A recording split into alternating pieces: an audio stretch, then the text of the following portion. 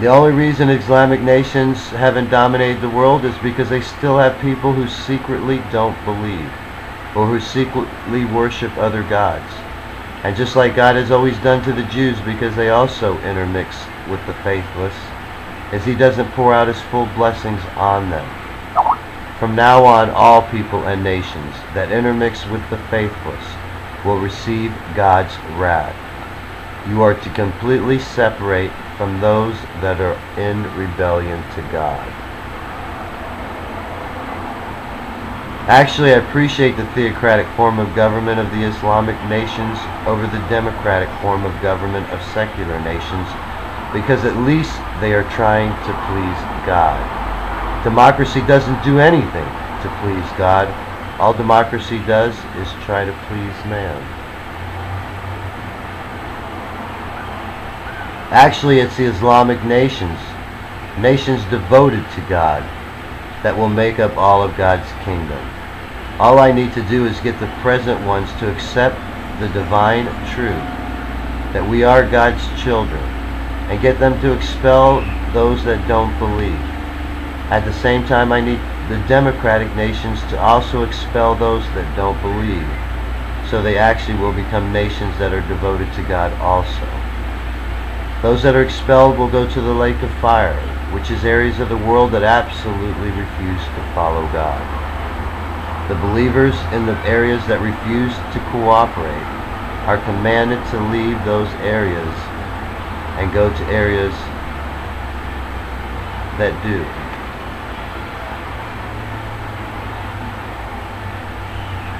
You cannot be a son of democracy and a son of God if you want to be saved. Only the sons of God shall enter the promised land.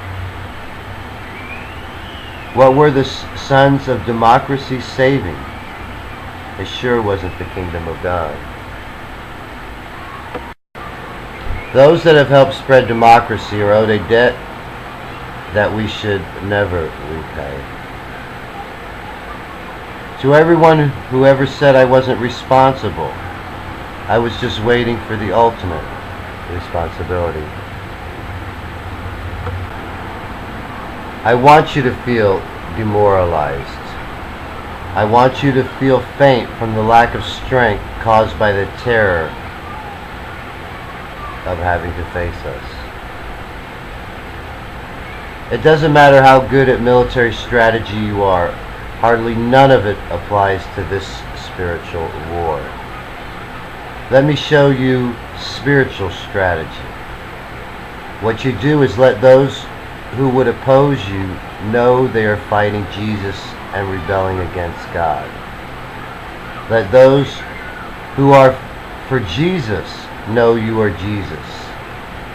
And let those who are in the middle know they need to start praying, because God will count them with His enemies.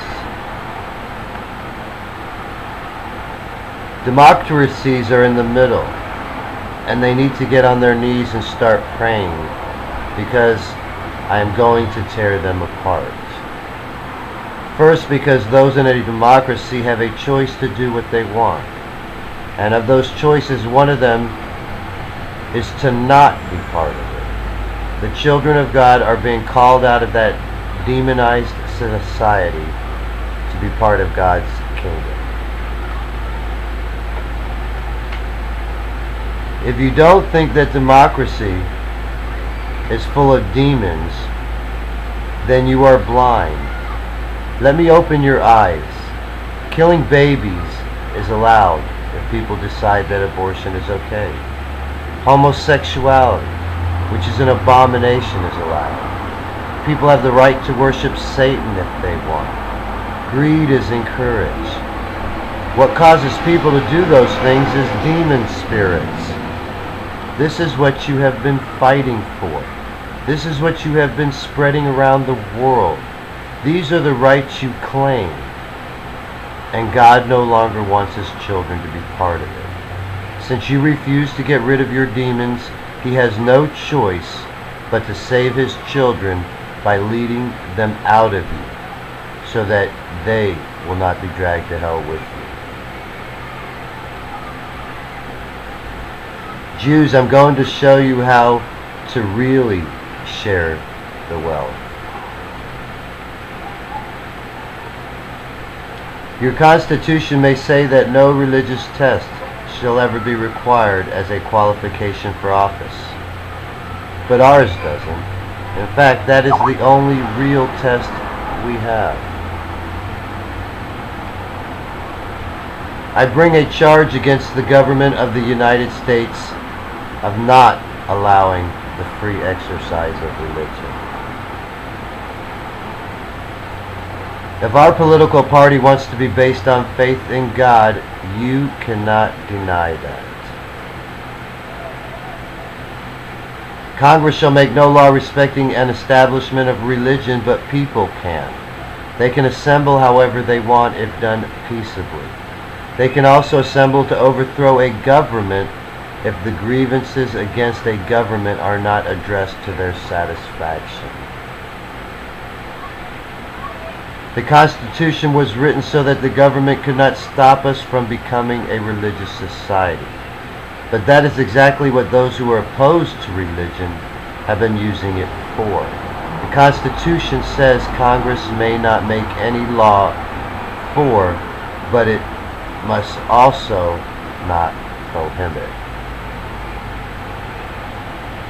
The Constitution says Congress shall make no law to establish a religion, but technically they can establish a religion without making it a law. Saying Congress cannot establish a religion is actually prohibiting the free exercise of religion.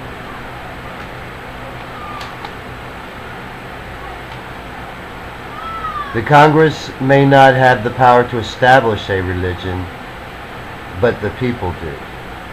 It is the only real power, and that is why it was not delegated to Congress. We are about to exercise that power. If you're worried about losing your job in Congress because people may accuse you of engaging in an insurrection or rebellion if you change your political party to the theocratic party, all I can say is that it's better to lose your job than it is to lose your place in heaven. This is not an insurrection, this is a resurrection. The writers of the Constitution intended insurrection and rebellion to refer to foreign enemies. It's not supposed to be used against the people as a whole wanting to change things. If the government uses it against the people's wishes, then it is the government who is rebelling against the people, and they should be removed. Nowhere in the Constitution does it say democracy or separation of church and state. The Catholic Church has done more positive things for the world than any other group. Please don't mess up now, because this is what you have been waiting for.